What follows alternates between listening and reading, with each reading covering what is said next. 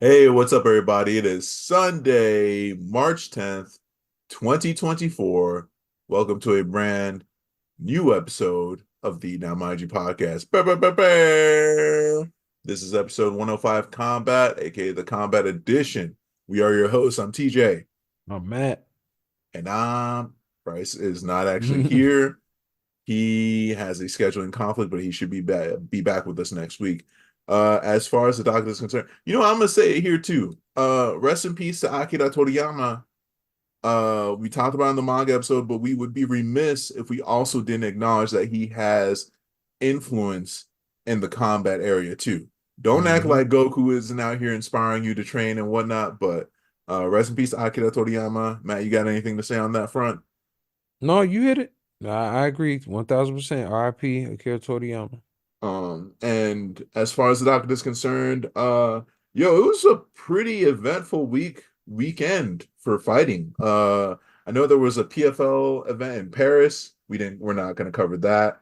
But then on Friday we had Knockout Chaos, aka Anthony Joshua versus Francis Ngannou. We'll cover the main event there, and then we'll go into UFC 299, O'Malley versus Vera 2, which took place in Florida. Excuse me. Without further ado, man, let's get into knockout chaos. Well, it was definitely that.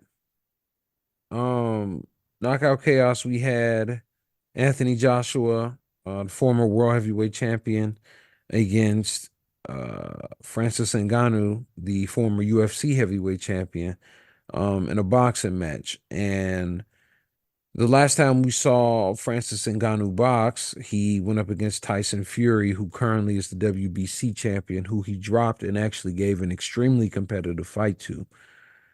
This, however, was not that.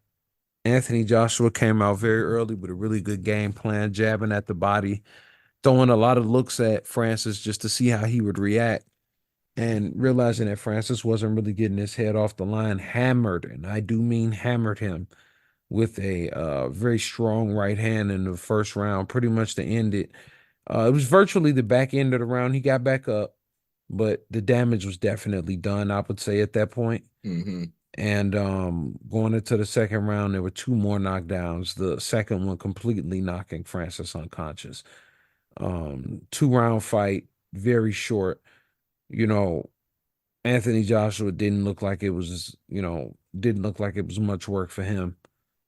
Uh, it just kind of was what it was, man. I mean, you know, uh, uh, a guy with no amateur boxer fights comes in against a former world heavyweight champion who's still in kind of physically his prime. It's kind of what you would expect. Boxing isn't as simple as just I got hands and you got hands. But Mm-hmm. I still wouldn't discourage Francis from continuing to box, just maybe not this guy. TJ, do you have anything that you would This like man to? said, I think you should box, but avoid him. Like, Right. hey, just pro tip. But nah, it was hard. Okay, if you just looked at the first 2 minute, no, the first minute of the fight, I was like, all right, Francis he's looking comfortable on his feet. He's not looking as stressed as he was when he first went against Tyson Fury. And he was really just, debut boxing match or whatever. But that comfort, that excuse me, relaxed state he was in, very short lived.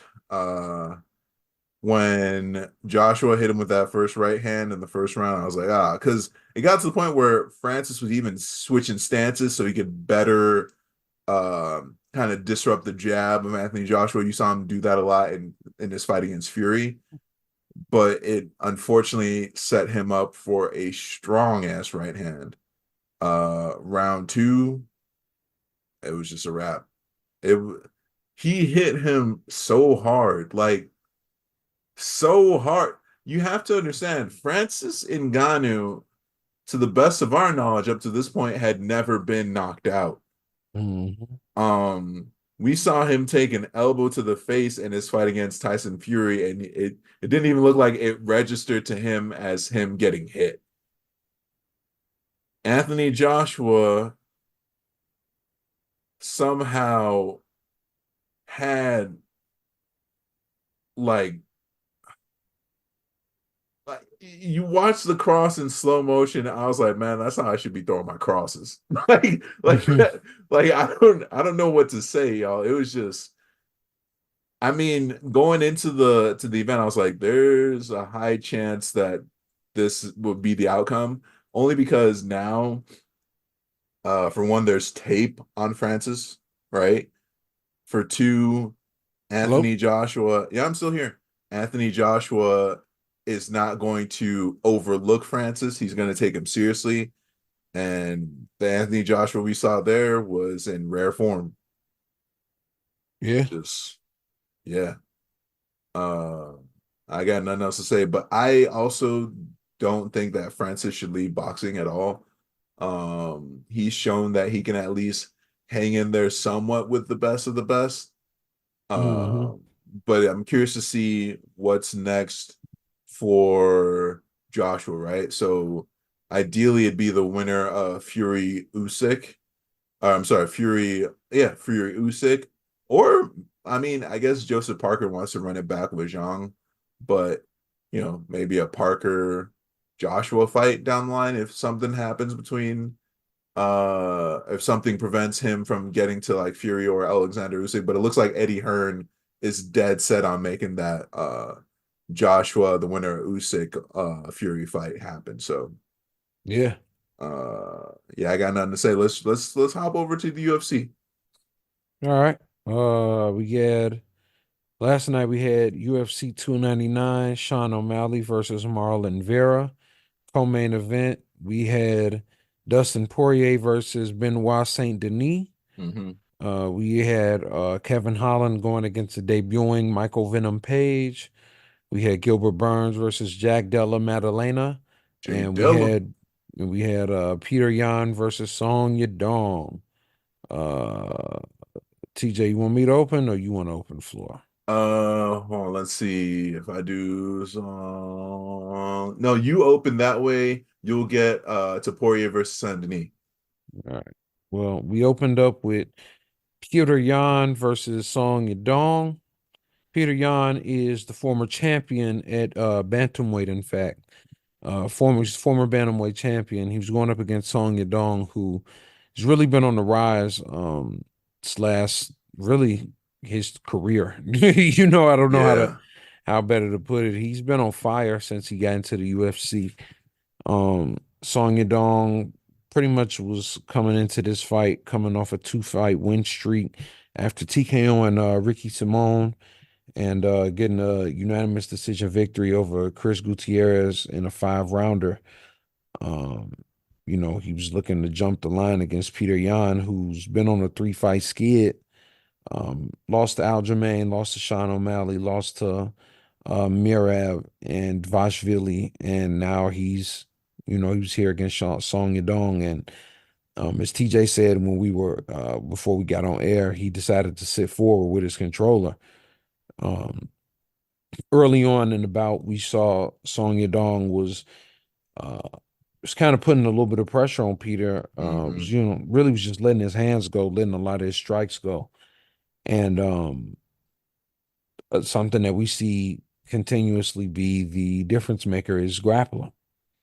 Hmm. And I think when the grappling options opened up for Peter Yan, it completely opened up all of his striking. And from there, it was just he was just like a hair sharper than Song Yadong. He was a hair stronger, punched a little bit sooner than him. You know what I'm saying? Reacted a little bit faster. It's just he really kind of showed him like why he at one point was the champion, and it really kind of showed that Peter Yan hasn't like lost a step. Yeah, it was a reminder for us folks too. It's like, hey, remember this dude's pedigree. Yeah, remember who this dude is. Like, you can't just throw this young man in here with me. You know what I'm saying? He's Hmm. not really as seasoned.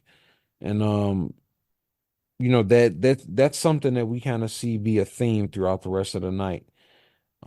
as we'll get into a little bit more. But TJ, the floor is yours. I mean, it's like a completely different Piotr Jan came out. Because if you really look, if you just looked at the first round, you'd been like, yeah, Song's got this one in the bag.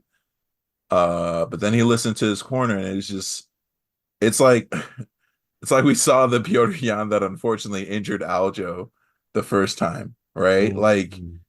it was like a return to form. I was like, holy shit, he's kind of down. I mean, he hit a takedown on Song. Was it round two or round three where I was like, oh, I didn't even know he had those in his bag. Mhm. It was just insane. Bro, like Song had blood coming out both his eyes. That's how bad of a beatdown he handed this man. Um, and I'm a Song Yadong fan. Like, but hey, I gotta admit when my boy got his ass whooped, then unfortunately it didn't look like he was ready this time for that level. But Song is still very young. It's only a matter of time, in all honesty. Uh I got nothing else. Shall I take us into Jack Della Maddalena? This is Hmm. Gilbert Burns, Durinho. Yeah, go Uh for it. this was at welterweight. Look, Jack Della Maddalena has been on a tear. I feel like he kind of had to make up for his last big fight because it was kind of a controversial win for him, decision win. But bro, same thing. Like there's a theme on this main card, except for maybe like one or two fights. There's a theme where it's like, man, you're really getting the brakes beat off of you. And then, oh shit, oh shut like, oh you oh. Again, if you looked at this fight and you paid attention to the first two rounds, and this is something Bryce mentioned in the group chat too, like if it had come to a decision, spoiler alert, it didn't go to a decision, but if it had come to a decision, how much of the grappling would have weighed into the decision factor? Because I say this to say, don't forget that Gilbert Burns is a multi-time world champion when it comes to Brazilian Jiu-Jitsu. The dude has developed his hands to something crazy, but make no mistake, the guy is a takedown machine, right? Take you down, submit you, but he's also got hands on him. But the reason why I'm saying about grappling is because he was taking Madalena down. I almost want to say at will, and I'm gonna get into that because people sleep on Jack Della Maddalena's grappling prowess. But the reason why they sleep on his grappling prowess is because his boxing, MMA wise, is actually very crisp and disciplined. Like you can immediately see in the first round, Gilbert Burns is like, you know what? This might be a bad idea to go hand for hand against this guy. Let's make sure we sprinkle in some takedowns and back control and thread submissions while also including strikes. But again, people sleep on Jack Della Maddalena's ground game because there have been so many instances in every single round. And I'm gonna get into the last round at the end of this. There were so many instances in every round where you're like, oh, for sure, Gilbert Burns has this man dead to rights. He's got his back against the fence. He's got hooks in. There's no reason why he's not going to sink this choke in, but somehow De La Maddalena gets out. He shifts his hips in a body triangle, somehow manages to escape. And then Ooh, round three, again, for all intents and purposes, Gilbert Burns had this man's back dead to rights. he did. What does Della Maddalena do? He almost does like it's similar to like a sideways shoulder roll where you kind of roll literally to your side on your shoulders. It looked like he was trying to do like a Granby roll, side shoulder roll. Somehow that manages to put him in a position where he pops out of Gilbert Burns's back control. It looked like Gilbert was just a step behind, in all honesty, because there was an instance where he did that before and Gilbert just ended up on top of him. But this time he was like, I'm out, and then just started raining down tyranny. The referee in this instance was Dan Mergliata. Okay. I think we can all agree that was a late as fuck stoppage. Yeah. Because there were several times where mid flurry you see Gilbert either be non-responsive or like kind of turtle up, go fetal position a little bit. I don't know what the ref was waiting for. I'm not a ref. I know that that is a very difficult position to be in, but it's like they got to make that trade-off between I don't want it to be too early, I don't want it to be too late. It's got to somehow satisfy all these categories, but also the number one concern is fighter safety, and that didn't seem very safe to me. Needless to say, Jack Della Maddalena got the knockout win in crazy fashion because it's like, again, the way he got out of that back control, bro, that was just beautiful. And capitalized on it. Like, shit, man. Now he's broken into the top five, right? Come Monday, he'll be in the top five. That's a really good win to have on his resume. If you haven't been paying attention to Jay Della, start. I'm gonna pass it over to Matt. What'd you think, bro? Well,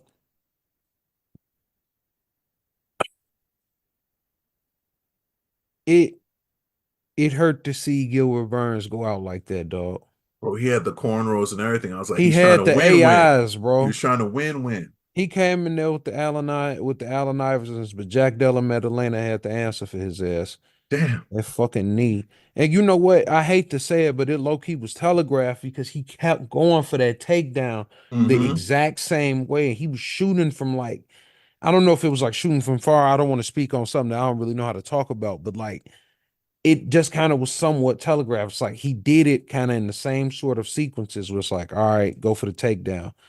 And man, he got hit with that knee, and it was all downhill from there. Yeah. I felt like after that initial, he should have just probably like them initial five strikes, Yeah. like probably would have been enough. And I get the whole respect the fighter or knowing the fighter and shit, but yeah, man, he did take a few too many strikes. I will definitely agree with you on that. Yeah.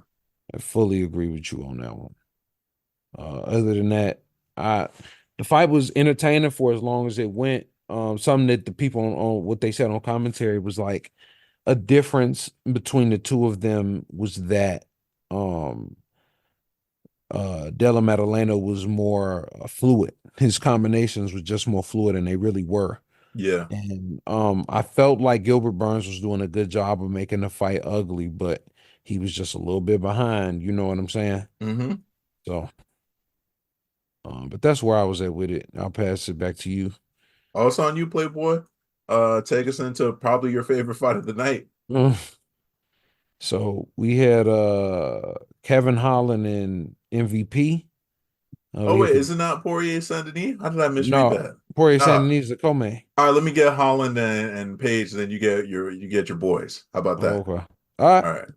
All right, so we got Kevin Holland versus Michael Venom Page. Michael Venom Page, you know what it is. Dude is like a point sparring legend. Mhm. Um, made his name, cut his teeth in MMA and Bellator. Somehow able to make the point sparring style work effectively. It's like, man, this is gonna sound fucked up, but it's like he's the evil Wonder Boy. Like I That don't sounds know, fucked up, yeah, I but don't know you're how right. else to explain it. It's just like he's Wonder Boy, but with some disrespectful He showboating. disrespectful. That's all I can say. But he's not a mean person. It's just like when he gets He into just that likes the ring, showboat. he just showboats. But it's like he's known for that. And of course, yeah, Kevin Holland, the Trailblazer, like, man, Kevin Holland's resume has got to be crazy at this point, right? Like, well, it's been crazy. But what was this? No, his last fight wasn't against Wonder Boy. I feel like he had one more fight after that, and then he was up against MVP. I cannot remember. I know he varies between welterweight and middleweight too. But I digress. All this to say, man, look, there was a lot of chatter on the internet about, Michael Venom Page coming off of Bellator. He had spent most of the time in Bellator, so he's not necessarily in his prime, trying to go up against the best in the UFC. I think he shut that talk down because he was in rare form last night. He was making Kevin Holland, like he made Kevin Holland look like, Him falling to the cage. yeah, he made him fall into the cage. He made Kevin Holland look like an amateur. And that I don't mean that in any to be disrespectful. I'm just saying like if you look at you can find a clip from every round where he's made Kevin Holland miss catastrophically. Uh and of course, MVP added his like typical showboating into the mix, but it was just it was almost one-way traffic. I think at the end of round one, when Kevin went into his corner, he was like, oh, he's a lot faster than we thought. I was like, uh-oh. Mm-hmm. And then round two and three, it's like anytime Kevin could make something work, it was because he like managed to kind of throw a strike and really crash into MVP and force a clinch. But even MVP's clinch game is good. It's like it's one of those like, of course he's had to deal with shit like that before, man. Like, how else are people really gonna get at him? So he had an answer for everything Kevin Holland tried to do, and then some. It was a unanimous decision win for MVP on his debut in the UFC. Good for him. I hope he's getting paid to match the hype too, because he delivered. Mm-hmm. What'd you think, Matt? If I could play couch QB, I felt like when they were in the clinch, I wanted Kevin to knee at the legs. Mm, I felt like he just wasn't really throwing the knees at the legs that much when they were on the inside. Like the knee that inner thigh, knee that thigh, hmm just to kind of slow some of that movement down. But um overall, that fight was only gonna go one of two ways, and that was the second way. hmm You know what I'm saying? hmm I thought it was a good showing for MVP. It definitely makes you more interested to see, what the remainder of his career is going to be like, especially as it relates to him in the welterweight division in the UFC. Yeah, I wouldn't necessarily call it a glamour division, but I would not call it a glamour division either. yeah. So, when you look around at welterweight, where does he stand against a Leon, a A Bilal, Wonder Boy. a Kamaru, Wonder Boy, Gilbert Burns, Colby? You know what I'm saying? We got a It lot kind of of these is a different murderous guys. row. Yeah. And so Kevin, he came in, broke into the top 15. I'm gonna assume by beating Kevin Holland, and Jack Della Maddalena just beat Gilbert Burns, who was number 4. Jack was hmm number 11. So, who knows how the the The the rankings are going to rankings are shake going to out. shift. Yeah. Um, some people I could just quickly, some people I would like to see him fight: Vicente Luque, Mm. obviously Stephen Thompson. Yeah, dude. Um, like it's obvious, it's right there on the wall. Um, uh, and I would like to see him with somebody that can wrestle. Yeah. And I'd like to see him with Bilal. Bilal. Because they're And never I'd going to like give to see Bilal a him with title shot. Like, Nah, they just and don't I'd like want to to. see him with Rachmaninoff. I think that'd be good Ooh. too. Who Shavkat can't lose. Hmm. Huh. That would be pretty sick, actually. Well, shit. Would that take us into Dustin Poirier versus Benoit Saint-Denis? So a domesticated carnivorous mammal that typically has a long snout, Oh, okay. I'm taking my headphones smell, off. Like, what the? unretractable claws, barking and howling, whining as like their voice. That's a dog. The second definition is Dustin Poirier. Dustin Poirier is a domesticated descendant of the wolf, man. This nigga not regular, bro. No, I saw this man walk through fire last night and send a man to the shadow round. Hold on, TJ.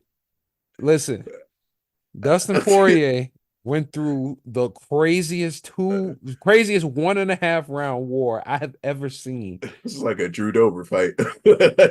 Nigga, that was the longest 5 minutes I have ever witnessed. I cannot imagine how long that shit felt for him because me Right. watching it, That first round, damn, I was like, Uh-huh. oh, the guard is changing. Yeah. But Like then somebody leaned forward with his controller. He was like, let's not forget. Dustin was getting pushed back, didn't look like he could really find his footing. It was kept trying to guillotine. Like every time this nigga ducked his head down, he jumped on him, guillotine, guillotine, guillotine. He wasn't having it, bro. He just this man got him on the ground. And then, but I say this man, I'm talking about Saint Denis. He had Dustin in trouble for armbar. He had Dustin in trouble for a guillotine himself. He had Dustin in very deep trouble for rear naked. He had Dustin in trouble from hands. Dustin and Cho And from grappling. yeah, bro, the first round was just complete hell. Dustin just went back to his corner like, well, that sucked. Let's But let's go back. And it hold started up on. again. Before you do that, Mike Brown looked him dead in his eyes, was like, enough guillotines. Stop doing guillotines. And what happens in round two, Matt? Well, in round two, he didn't necessarily listen. He didn't necessarily listen. He I'm didn't gonna listen be at all. I'm gonna be honest. I don't think he heard the advice. Because what ultimately led to my fear that Dustin Poirier was gonna be stopped was a guillotine attempt. He said, no more guillotines. Yeah, he And I said, was bet, like, bet. He said, no, more guillotines. yeah, there was a Got comma you. there. I There was got a you. comma. That's what he said. Bro, this man hops on this guillotine. After hopping the guillotine and Benoit Saint Denis gets out of it, Dustin is on the cage and he is in hell. Like he is trying to dodge, I'm just trying to fight. He's just trying to get his wits about him because Benoit is coming after this guy. He's not And giving him a chance to breathe. not giving him a chance to breathe, not letting him set his feet. And understandably, he understands where he at. Benoit Saint Denis is ranked number 12. Dustin Poirier is ranked number 3. The only people that have ever beat Dustin Poirier have been the champion of the division. Hmm. He hasn't lost to people other than when he lost to Michael Johnson. Shout out to him. Hmm. Uh, no one that hasn't been champion has beat him. You know what I'm saying? You really got to Hmm. consider that. Like, you got to consider the company Dustin Poirier sits amongst. So Benoit Saint Denis was like, "This is all I got." You know what I'm saying? That almost guarantees you a title shot. You could beat Dustin Poirier. Yeah. It damn near guarantees you one. Um, and when Dustin Poirier had his back against the fence, he reacted. He Speak. reacted like a caged beast, like a like Oh. a dangerous animal with his back against the wall. And he came with the uppercut hook, and Benoit suddenly had skates on. Was like, whoa, that's crazy. Bernard was like, Sacre bleu. Oh my God. Sorry. And after that, Dustin put a three-piece on him. No biscuit, no drink, no toy. Dropped him and then dove down with one last stiff left hand right on the chin while this dude was on his back, man. And goddamn, that What's was crazy was like the ref was ready to jump in and he still let him get the one off. Hey, I nigga, think stop the he fight. I think it was a hesitation of like, is he going? He ain't finna, and he Oh did it. shit. Like, Oh shit. I And told myself I wouldn't let this happen again. Fuck. yep, and he right on the jaw. Perfectly on the chin. That shit was crazy. Hmm. Um, yeah, man. That was the fight. I'm gonna pass to you, TJ. I got nothing to add, man. Let's just go to that was it. That was beautiful. Just going to the main event. All right, Look, main event time. look, that was actually okay. Take the personalities out of the equation. Although I recently watched a post because I didn't really know that much about Cheeto's background. But Mm, I recently watched a post about why he even started fighting. I'm never not gonna be a Cheeto fan. I was a fan already, but like now I'm like, okay, this dude is fighting for different reasons. Yeah. Family man to his core. Mm-hmm. Um, shit. Like, bro, how the fuck you go into a fight? It's like I'm just fighting to get surgery for my kid, bro. Come on. Anyway, sorry. But like they've met before. This is their second meeting, and Cheeto had basically handed Sean his only loss by a finish too. So it wasn't like a fluke or a decision. No, it's like this was a definite loss, right? So obviously, O'Malley avenged the L. Cheeto, I beat him before. Now I can beat him and also be a champ. Bet. Here's the thing though. There's a lot of mutual respect for each other's attributes. Um, but Cheeto is a notoriously slow starter. He gets better toward the end. That being said, Hmm. Sean O'Malley has a lot of power, and this is something they highlighted in the commentary, and I agree with. He basically read the fact that, and by read, I mean not reading a book, I mean like he read through Cheeto's fight patterns that anytime he throws in a feint, Cheeto has a tendency to shell up, and he capitalized on that shit every single round.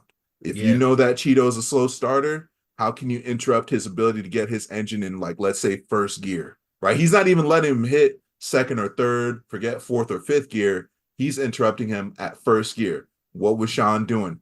Fainting like a motherfucker. Fainting, following up with a jab, changing the timing, switching stances, leg kicks, just constantly interrupting Activity. Cheeto's flow with activity. Not that Cheeto didn't have his moments. It's like if Cheeto could get Sean going on the back foot and really like, turn the fight into a mud fight, make it chaotic, he had some minks in there. I'd say was it round four, round five, where he absolutely rocked the shit. No, it was round four. Because round five felt like it was more of the O'Malley show. Toward the end of round four, Cheeto rocked the shit out of O'Malley and had him on spaghetti legs for a little bit. But Sean was able to recover. And then, bro, well, what the fuck is Cheeto's skull made out of? Bro, he got cracked by a knee. You could hear it reverberate throughout the stadium. My boy was like, this happens, and just kept going. He got cracked with the right hand. Like, Cheeto Vera is durable. And I think it's because he's fighting for a cause that's bigger than himself, his family. Like, this, I feel like he's one of those fighters where he's the exception to the family death flag rule. His family literally powers him. Mm-hmm. Anybody else, death flag. Cheeto Vera, no, power. Um, but all that to say, they went the distance, and I hate to say it, but they probably shaved some years off of each other's life. The shots that they were giving each other. It was entertaining. O'Malley defended his belt. Cheeto, I'm sure I don't think his stock really goes down, but I think it's just another reminder on top of reminders he's already gotten that he needs to just he can't wait until like the third, fourth, and fifth. He's got to like at least see if you can bring it down to like the second round where you start heating it up a little bit, bro. What'd you think, Matt? Look, man, that shit was tough. Yeah. I ain't even gonna hold you. It's no real middle ground on that. That shit was tough, man. It was Cheeto lost every round. Mm-hmm. He definitely had his moments. I'm not here to sit here and tell you he didn't, because he did. He had his moments. He definitely was active in a lot of situations. Um, he had his moments. He landed some big shots here and there, but it the it's not even an age old question, but the challenge in this type of matchup is always the same thing, right? If you have a guy that gets better over X amount of rounds, and a guy that has X amount of power, or he fights or he works or whatever, right? Mm-hmm. Can he can his work rate and all that shit outlast your ability to take that damage and slow him down? Will he slow Right. down enough within that much time for you to catch up? And the answer was just flat out no. Hmm. Sean was in great shape. Sean looked good. If I'll put it like this, based off damn near, I almost want to say his last 5 fights, you kind of gotta. He kind of answered all the questions you need answered Yeah. in terms of what he can and cannot do. Beating Peter Yan, beating Aljamain the way that he did, beating Marlon Vera. You know what I'm saying? Hmm. Unfortunately, there was the eye poke thing with Munoz, but it is what it is. This guy has been able to show that he's grown and has so many more wrinkles in his game, especially now. Um, I just think I damn near would have called this like a coming out party for Sean O'Malley, if I'm being honest. Mm. Um, but we got to see what he would do with Mirab, and Yeah. I, I don't, I don't hate his chances against him either. But Mirab is just not a regular guy, so that's what ultimately just makes that matchup, at least for me, interesting. Is like, yeah, that Mirovashvili is not a normal person either, just like Sean isn't. I think they're both two like kind of extraordinary athletes, and Yeah. it'd definitely be interesting to see how that goes. It's so crazy, man. When you look at everything, like Sean O'Malley is in a position we thought we would see Corey Sandhagen in. You Right. know what I'm saying? Right. And that's not to say he can't still get there. I mean, it's just to tell you how crazy that division is, because you still got Umar Nurmagomedov strolling around, and in this division, you now have Davis and Figueroa in this division. You That's still got true. Song Yadong, who I would like to see that fight, Song Yadong versus Davis and Figueroa, but that's just me. Ooh. Um, you still got Marlon Vera coming out of this. You still got Peter Yan, who just fought. You still got Aljamain, you know what I'm saying? Who Hmm. may or may not be moving up, but still, Dominic Cruz is still in this division. Pedro Munoz is still in this division. Ricky Simon is still number 15. You know what I'm saying? Like, the division is still stacked. So I don't know, man. I really want to see what's going to ultimately happen uh with this. Sean O'Malley's talking about Ilya Topuria, but honestly, I think if he can clear out like Mirab or something, shit, you might just let him. Yeah.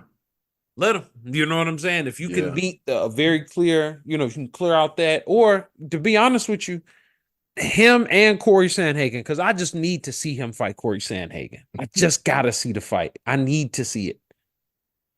Just for like, if for nothing else, just for the matchup. I gotta see that fight. Yeah. But that's all I got. Well then, all And right, what was your fight of the night, TJ? man. They were all straight up roller coasters except for one. Uh, Della Maddalena versus Burns. Cause don't sleep on Della Maddalena's grappling.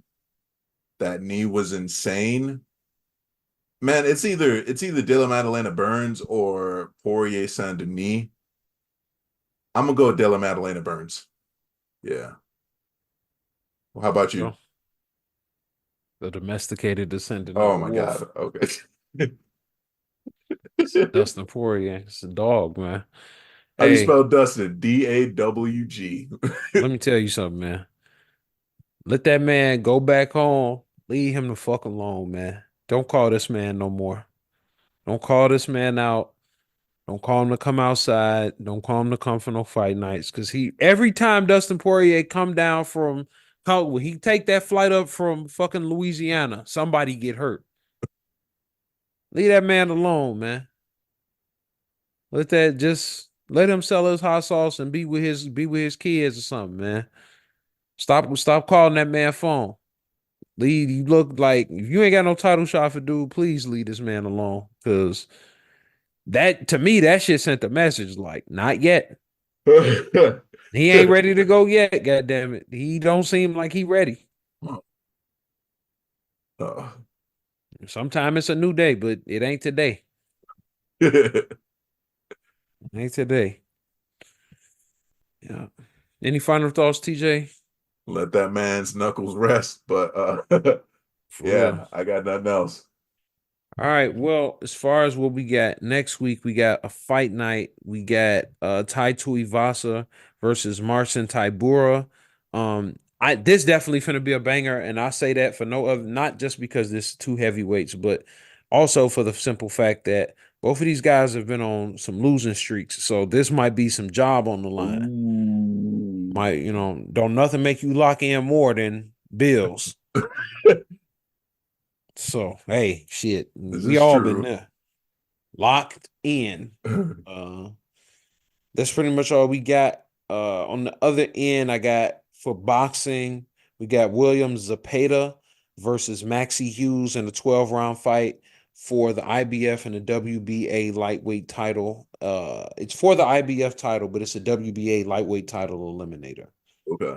And then we also got Marlon Esparza fighting Gabriella Alanis for the WBA, WBC, and WBO women's flyweight titles. So we got that going as well.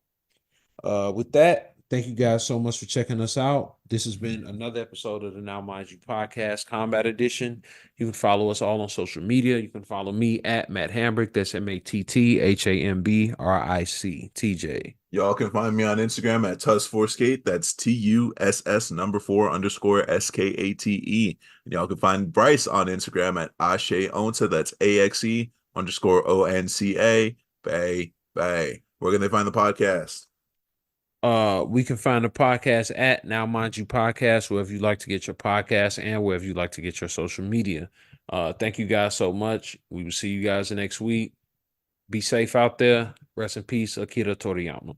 Rest in peace, Akira Toriyama. Peace. Peace.